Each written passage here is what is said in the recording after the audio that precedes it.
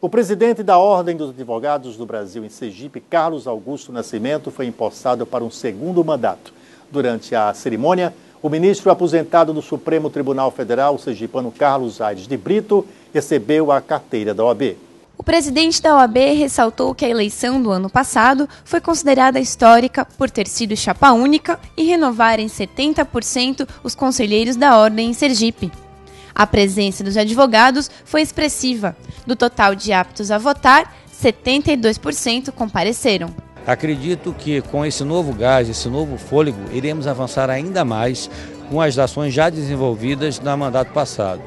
Iremos intensificar ainda mais as campanhas de valorização e atendimento das nossas prerrogativas profissionais, a valorização dos nossos honorários. Portanto, estamos prontos, aptos ao enfrentamento dos novos desafios nos próximos 3 anos. Para a gestão do triênio 2013-2015, a meta é continuar avançando com prioridade para projetos como a implantação da TV OAB, ampliação das salas nos fóruns e campanhas de valorização. Na verdade, nós iremos implementar algumas parcerias para a implementação da TV OAB, que é uma parceria com as TVs públicas para o oferecimento de serviços de utilidade pública, lecionando, apresentando algumas questões inerentes às nossas comissões temáticas de defesa do consumidor, de direitos humanos, de direito eleitoral, para a sociedade de uma maneira geral. Mas também temos o projeto OAB vai à escola, a escola vai à OAB, que irá apresentar também os mesmos ensinamentos para os estudantes de direito de ensino fundamental e de ensino médio.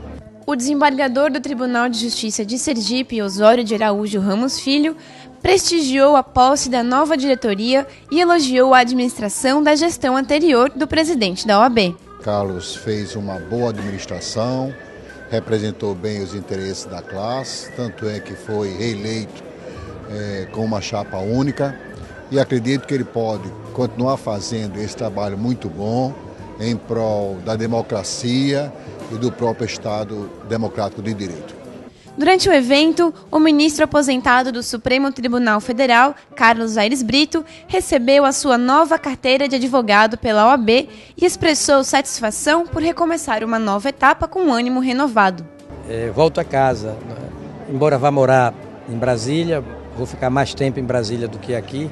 Lá e cá, porém mais lá, eu quis recomeçar por aqui. Aires Brito, que estava com seu registro suspenso devido ao período que ficou no STF, optou por reingressar na OAB na seccional do seu próprio estado, onde se graduou em Direito, e afirmou que vai intensificar sua vocação de escritor, professor e parecerista. Eu virei uma página de magistrado e agora abro uma página como estudioso do direito já no outro campo, da advocacia, da consultoria jurídica. Volto ao magistério, em universidades, e tenho muito gosto com o que faço, sempre tive, e por isso sempre deu certo.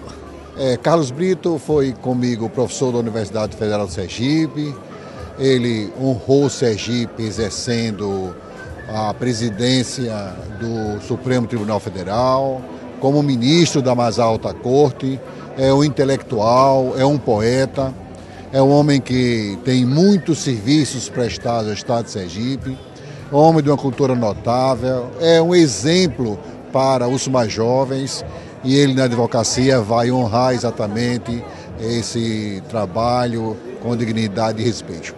O governo brasileiro sancionou um dos itens do Plano Nacional de Ações Afirmativas previsto pelo Estatuto da Igualdade Racial, as cotas em universidades públicas. O próximo passo é criar as cotas no Serviço Público Federal. Agora, 59 universidades federais do Brasil devem reservar metade de suas vagas para alunos de escolas públicas e autodeclarados, negros, pardos ou indígenas, conforme a Lei 12.711, instituída em 2012. O que se busca é reverter a desigualdade racial e de renda no Brasil.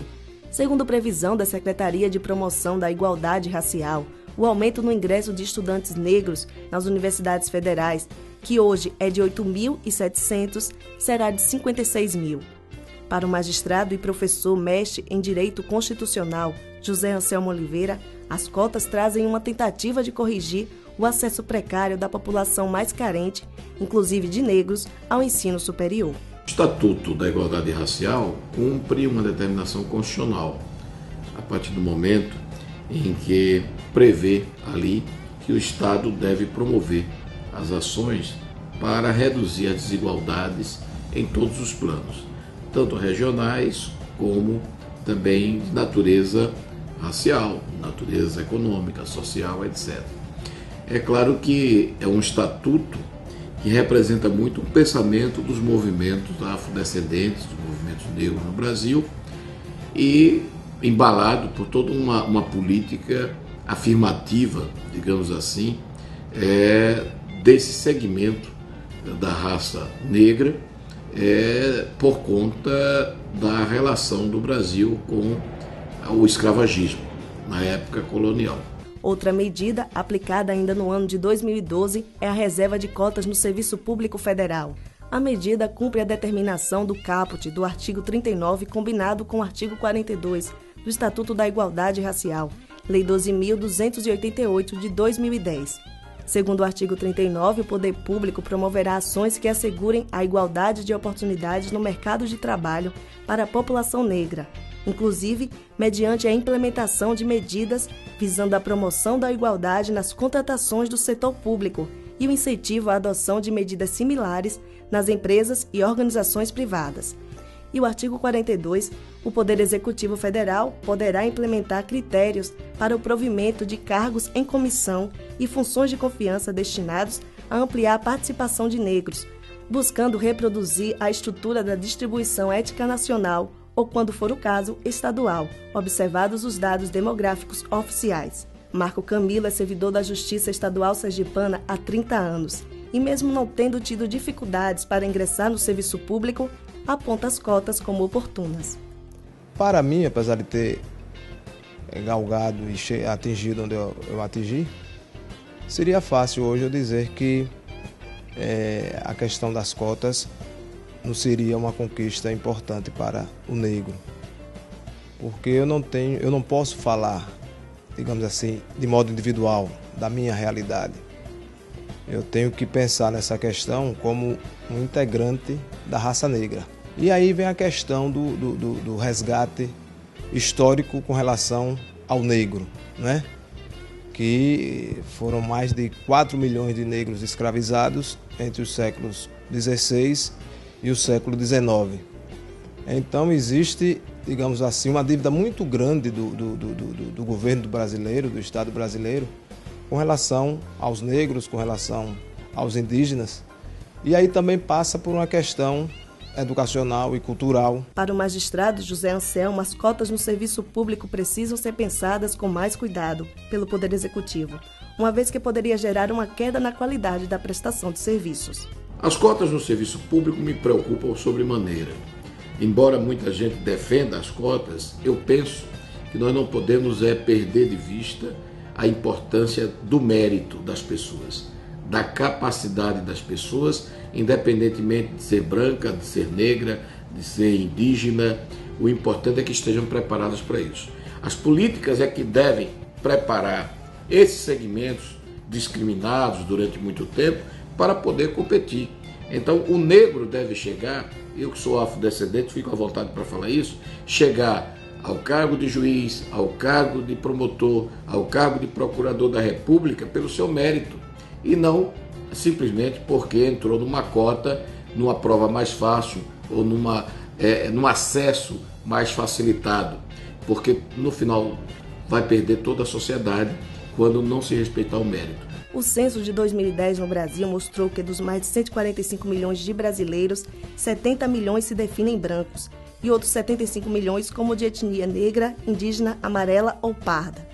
Ainda segundo o censo, uma média de 13 milhões de brasileiros têm ensino superior. Destes, mais de 9 milhões são brancos e 4 milhões são negros, indígenas, amarelos ou pardos. Para aqueles que definem o direito às cotas, os dados provam que o acesso do negro e de outras minorias ainda é dificultado. A gente ainda está só engateando nessa questão. Tem muita coisa ainda, muito racismo ainda arraigado dentro das pessoas que pensam que não são racistas, mas que na verdade são e terminam de alguma forma aflorando em algum momento de sua vida Depois do intervalo, nova lei obriga a nota fiscal a detalhar o valor de todos os impostos embutidos nos preços dos produtos. A gente volta em instantes.